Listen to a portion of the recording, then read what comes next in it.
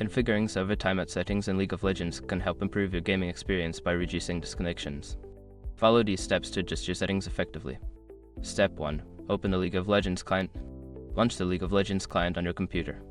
Make sure you are logged into your account to access the game settings. Step 2. Access the settings menu. Once the client is open, look for the gear icon, usually located in the top right corner of the client. Click on it to open the settings menu. Step 3. Navigate to the game settings. In the settings menu, find the section labeled Game or Gameplay. This section contains various options related to your game experience, including server timeout settings. Step 4. Adjust the timeout settings.